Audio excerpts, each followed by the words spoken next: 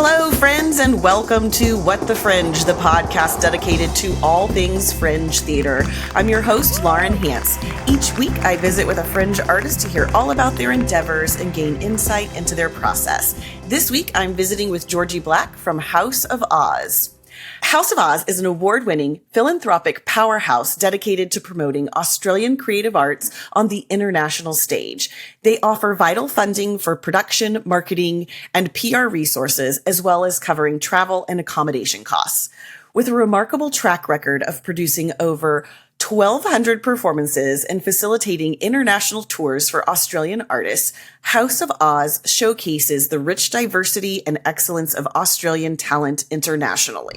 Australians, by their very nature, they have a particular vibe. The Australian acts that I love are ones with a kind of vivacious, kind of don't give a damn, raw, wild Australian spirit, and I just love that spirit, and the world needs more of that spirit. You know, there's something about the wide open spaces and the beautiful skies and the beautiful sunsets and the space. Australians are great. I love the Aussie attitude. I love the Aussie vibe, and when that is infused into the arts, then it's a great combo.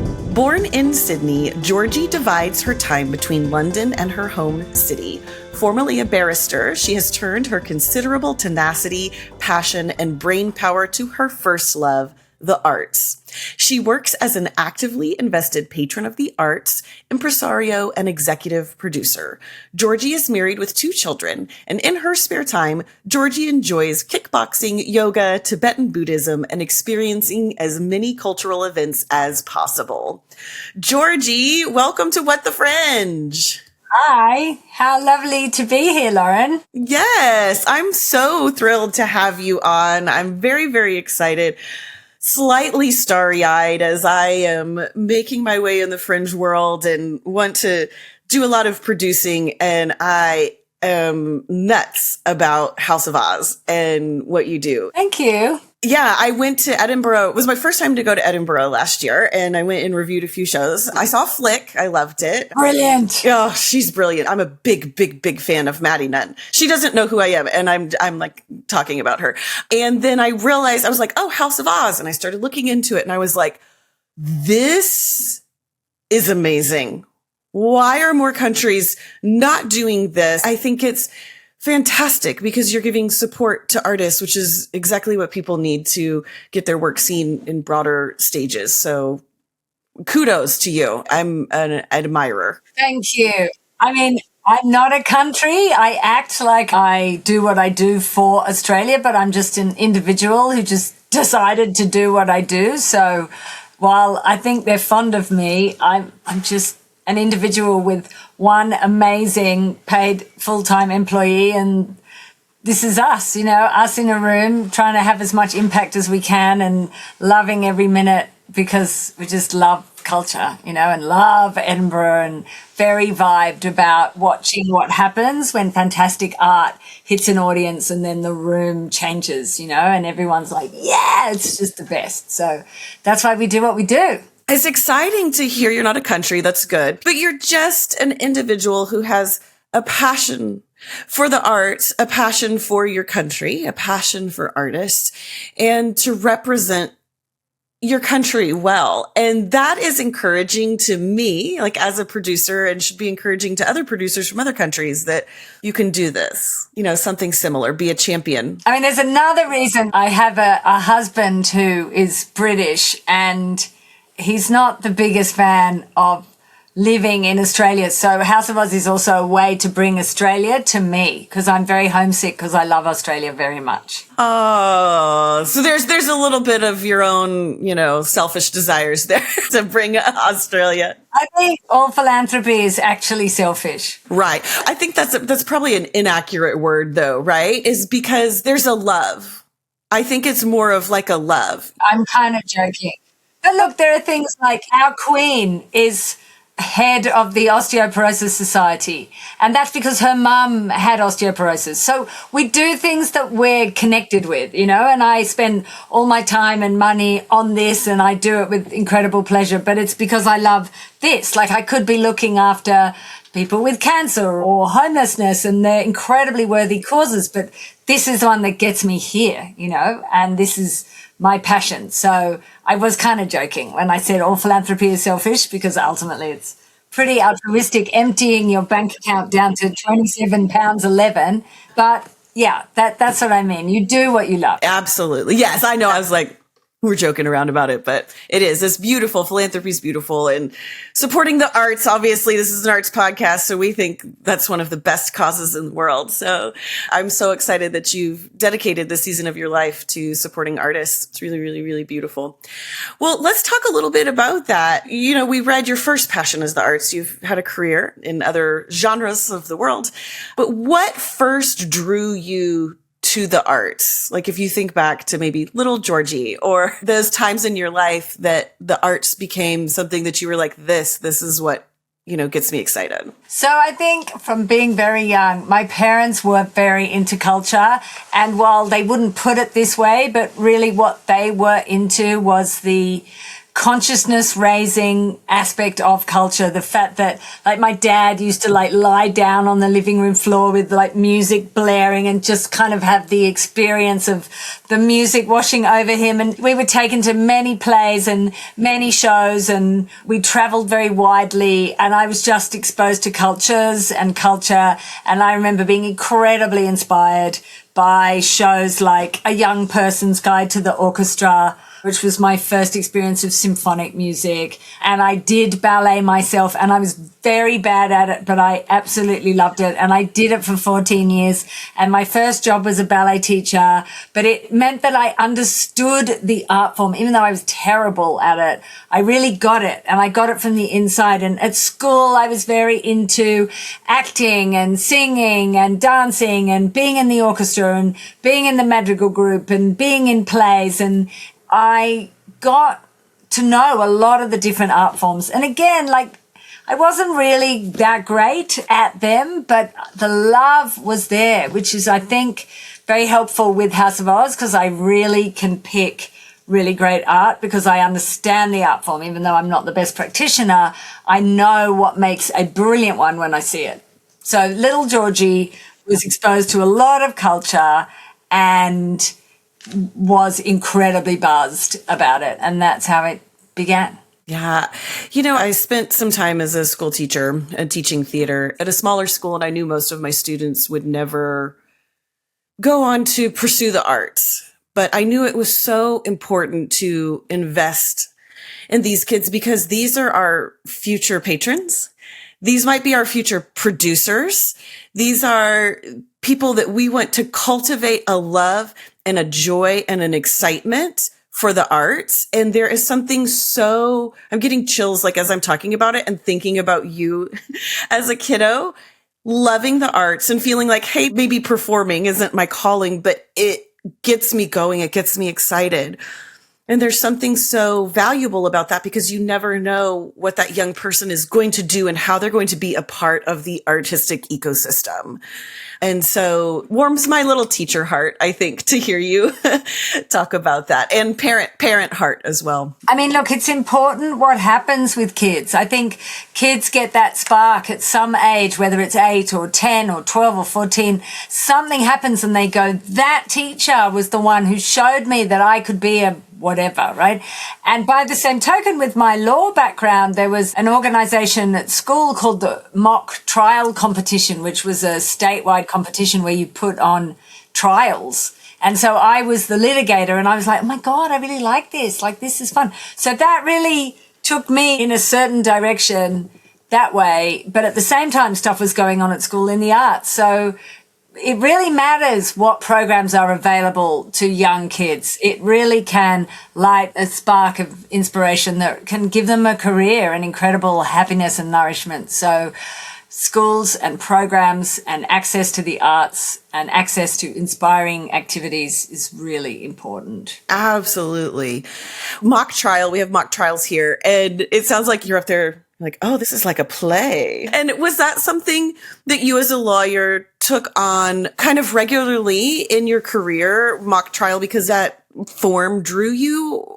Or how does it work in Australia? I don't know. They do a lot of mock trials here in the US, and I've got a friend that runs a theater that is heavily involved in mock trials. So, and she's a lawyer. So mock trial is only something I did at school, like debating society. And then when I left school, I went to university and I started studying law, but also liberal arts. And then I didn't really go to university lectures. I just acted in plays all the time and got very into the drama society.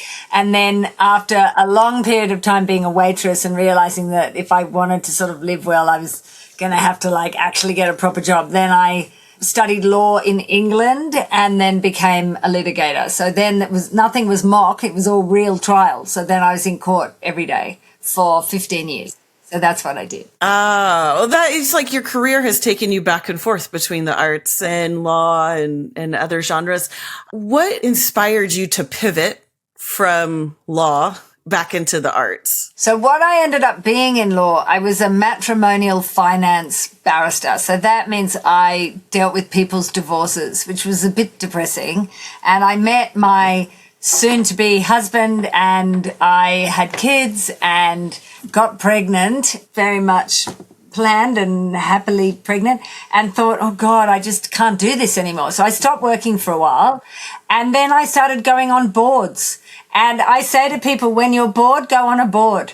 So I went on boards and they were arts boards. And I was like the legal person on a board, but the arts was really speaking to me. So then I got asked to be on this really exciting board, which was a festival between the UK and Australia. And from then I saw, oh my God, there's this gap. There's this pathway missing about getting Aussie performers to the UK to start with, but to the world. I could suddenly see, because the festival was about bringing Aussie performers to the UK and UK performers to Australia. It was an exchange festival called the UK Australia Season of Culture.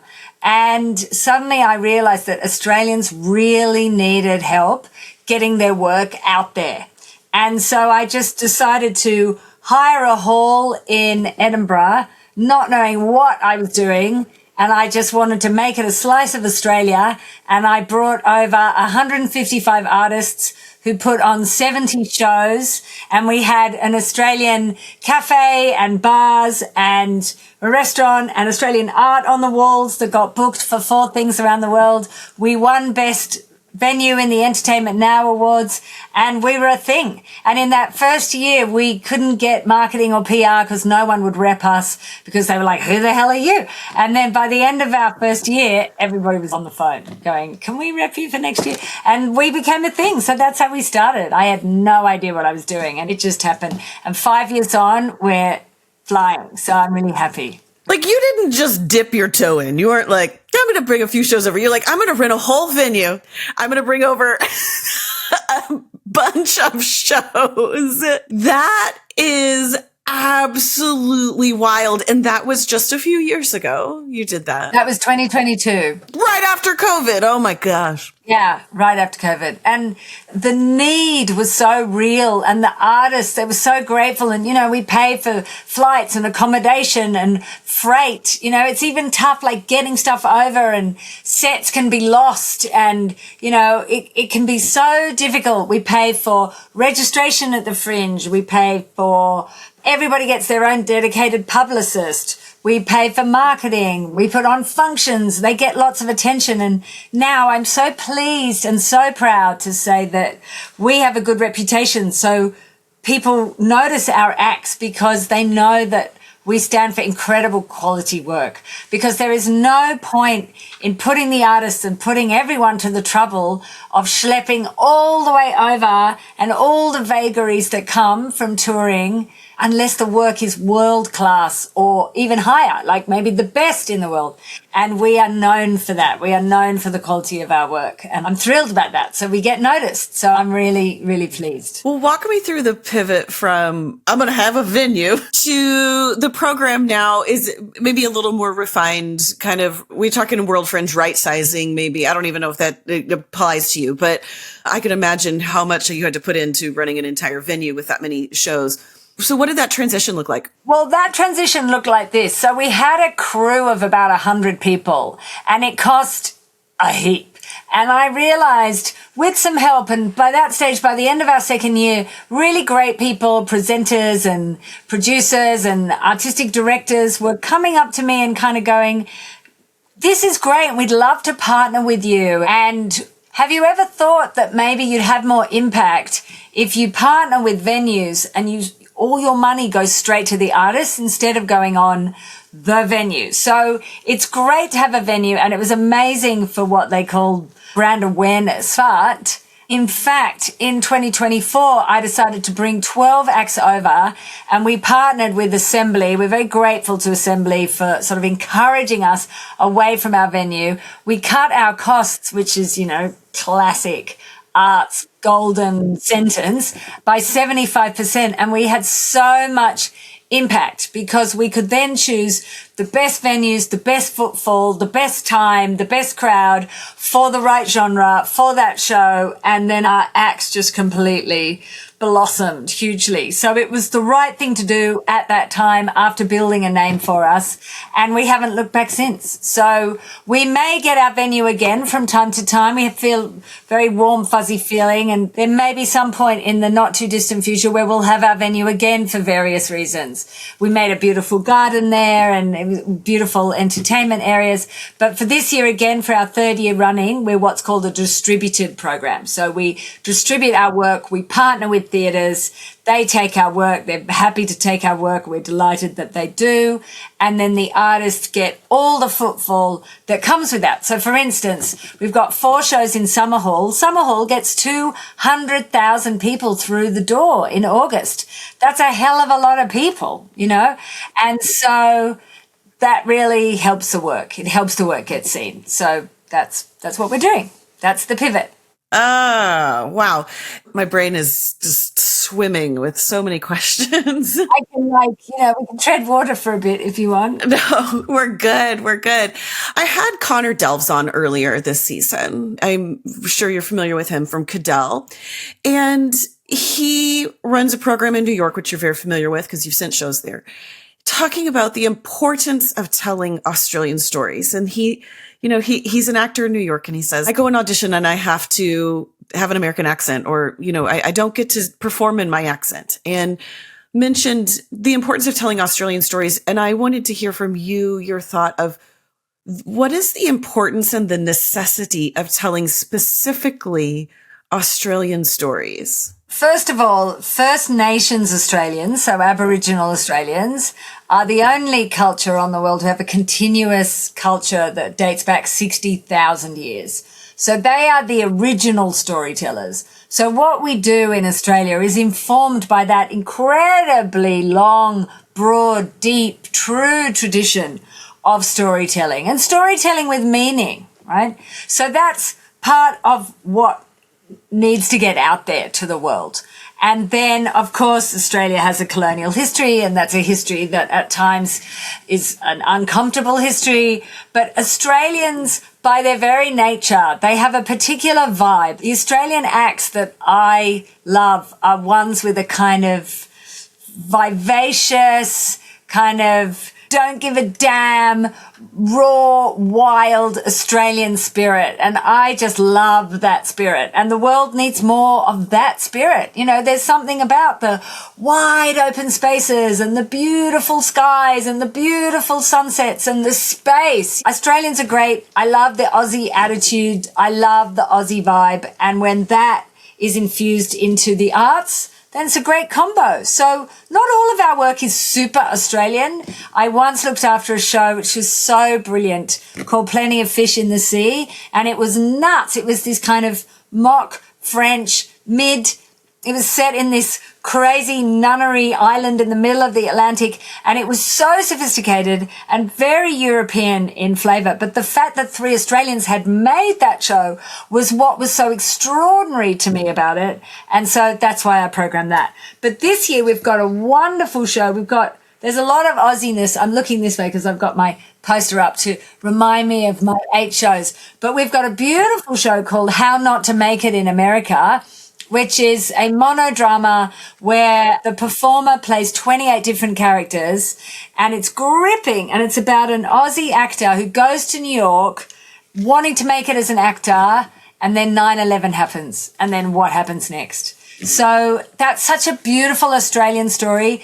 That's one of the reasons why I chose it. The writing's magnificent, and the writer, Emily Steele, has got wonderful plays opening up also at the Sydney Theatre Company. And one of our criteria is, has the particular artist got really far in Australia, and they're tapping at that ceiling and they haven't been able to break overseas yet. So that's a big factor that would play into my choosing a particular show or particular artist. So Emily Steele as a playwright is one of those artists. It reminds me a bit of wonderful Madeline Nunn and Flick. It's that good. It's in Summer Hall as well. It's also very cinematic and very Aussie. So that's one example. Yeah, it's exciting. The arts is a way for us to tap into humanity. And when you layer culture on top of that, we learn something new. And especially as being an American, I was drawn to the title of that show. And I go, wait, this is about 9/11. But my American pride. Is this an American story? Why is an Australian telling it? But it's not. This is this guy's experience of this thing that happened in America. The layer of culture on culture is super fascinating. I am very excited to see kind of his perspective and his experience of something that impacted me as an American in a very particular way, but would impact him very differently and have very different thoughts on that. And it's important to tell those stories, whether it's Australian in America, Australian in Africa, Australian in Europe, just all of just that cross-cultural awareness is important. I wanted to ask you about funding for the arts. I think we all know this, but I want to hear from you. You get to just platform for why are we supporting these people? Why is it important to invest the money? You all are investing not just a little bit, but a lot. Planes, accommodations, venues, marketing. I don't know if the artist has to pay for anything. It sounds like, but it is a lot of money. And why is that so important? It's a bit unsavory to talk figures, but I'm going to give you some figures to illustrate.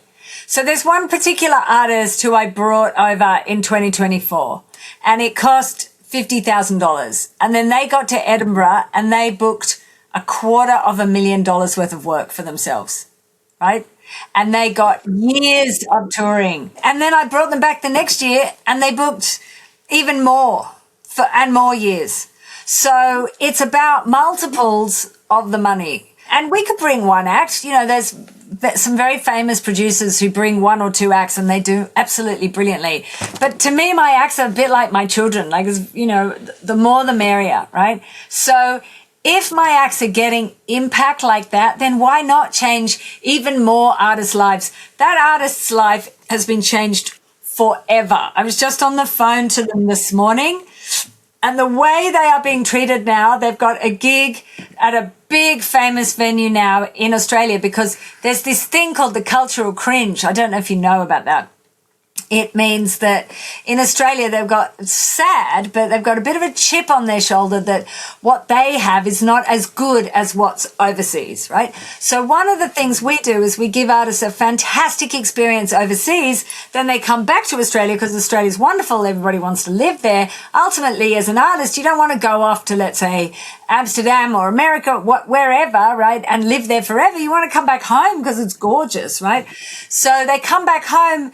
Bigger venues, homecoming heroes, more 5-star reviews, more buzz, more press, etc. So this particular artist is now being put up in a 5-star hotel, being paid a lot of money for the week, being supported in so many ways, and it's all because of the impact that we had, bringing them to Edinburgh, putting them in the right place. They sold out every night. They won a bunch of awards, and they got all these bookings, and 35 countries around the world wanting them. So that times, we've looked after 300 artists now. So that's one example of what happens, and that's why it's so important. And yes, it costs money, but I'm very happy to put it in because the exponential results and impact are absolutely there and plain to see. And it's wonderful to change people's lives for the better. That's, again, very selfish of me. Right, very selfish to change someone's life. Nothing jazzes me up more than hearing that kind of story. And Fringe is a place where you can help an artist, where an artist can help themselves, or, to kind of take that step beyond Fringe. But then there's also the beauty of Fringe where you have that local artist who does their local Fringe because they just want to express themselves.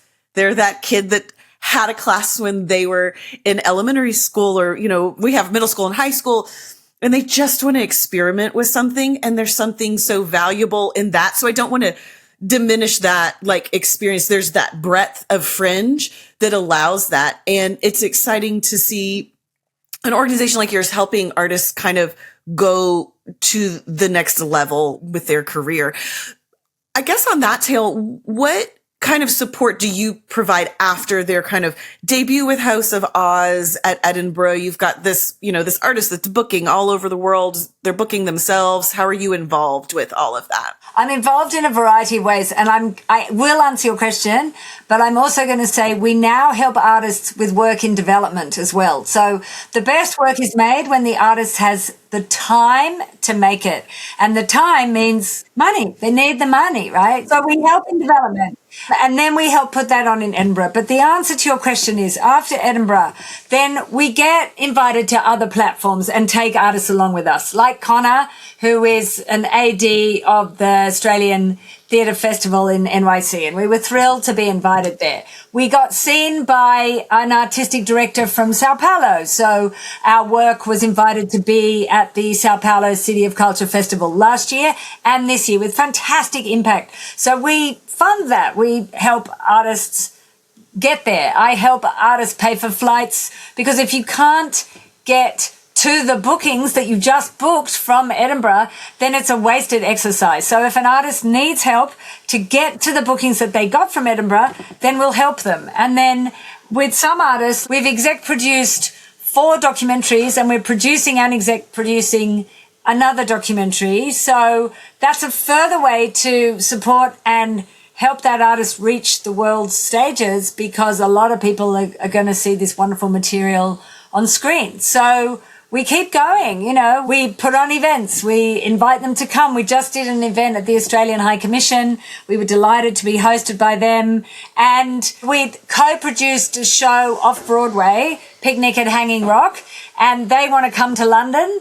And they got 3 offers of theatres in London when I brought the composer over to accompany a singer who sang one of the beautiful songs in that show, which the Daily Beast in New York called a standout moment of the 2025 theatre year. Like, such a great song, so magnificent, and written by an Australian, and with words and lyrics by a different Australian, 2 Australian women, right? So the impact keeps going and the support keeps going. And if they need us and an artist gets in touch with us, let's say they need maybe dramaturgy, afterwards. So we would find them one. We would probably pay for it. We would maybe bring them back to Edinburgh again. We would help them get on in London, all sorts of things. So I was in Paris the other day. It looks like there might be a pathway we can set up in France. It looks like there's pathways maybe opening up in other South American countries. So if we can help, we will. So we keep hold of our artists. I'm obsessed. I'm just saying it publicly. I'm so obsessed. It is so vital for artists, because we're just struggling, and people struggle to fund stuff. They struggle to get the support that they need. And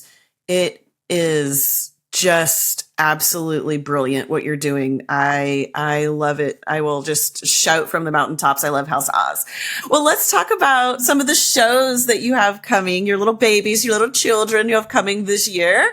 Just give me a quick little pitch of those 8 friends we have coming. How Not to Make It in America, done that already. Monodrama, 28 characters, gripping.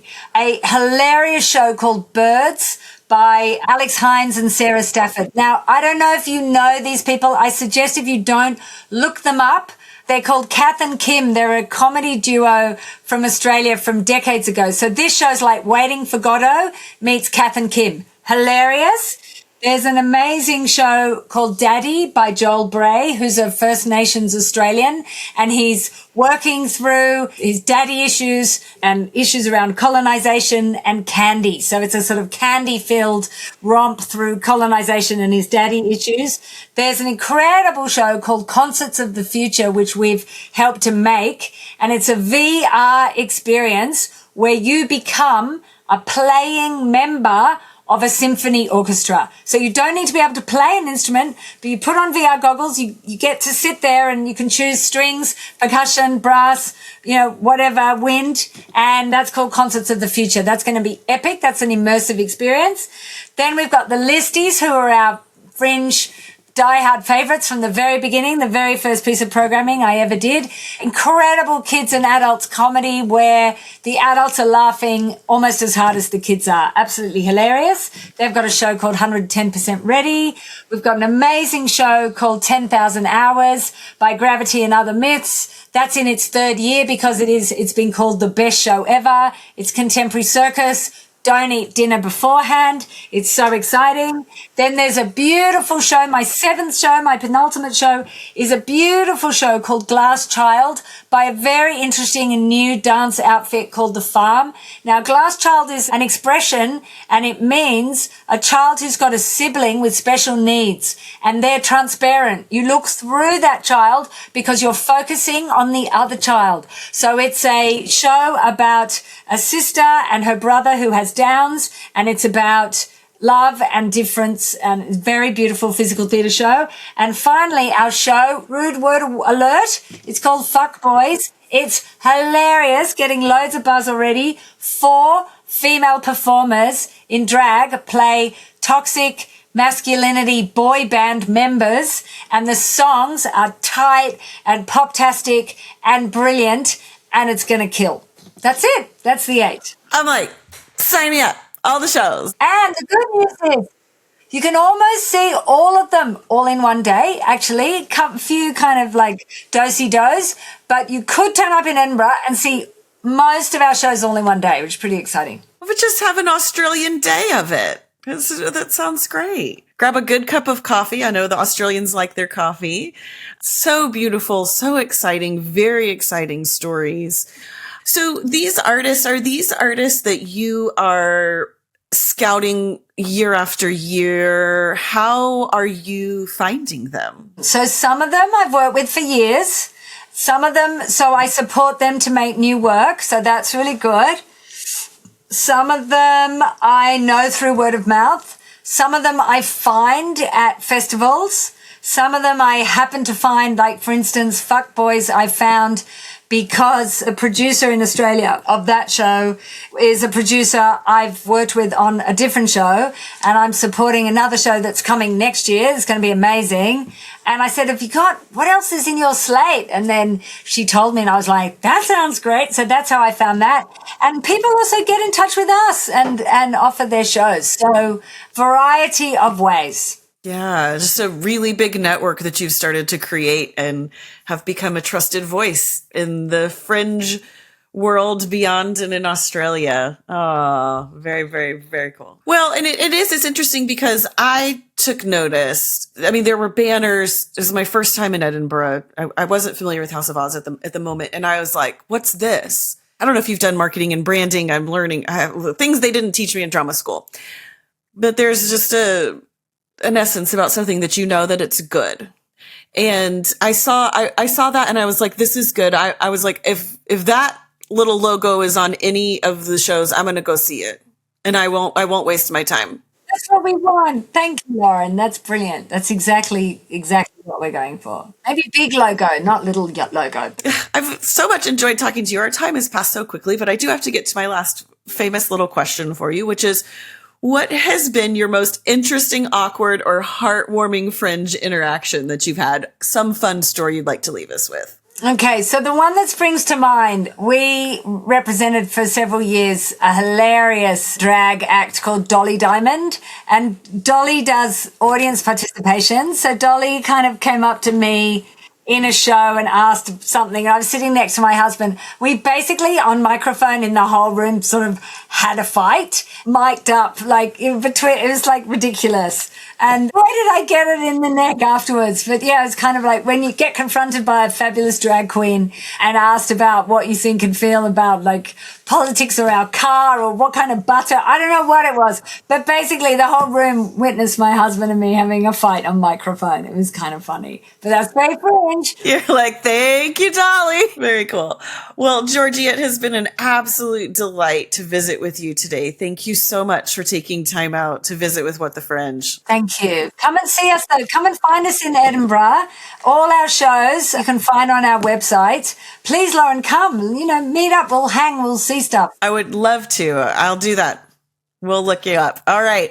Well, House of Oz is presenting 8 incredible shows at the 2026 Edinburgh Fringe and beyond. So to keep up with them, the best way is to go to their website, houseofoz.co.uk, to see the list of their Edinburgh shows, to see the shows that they're producing outside of Edinburgh and that they're assisting. There's amazing stuff. So please go check that out.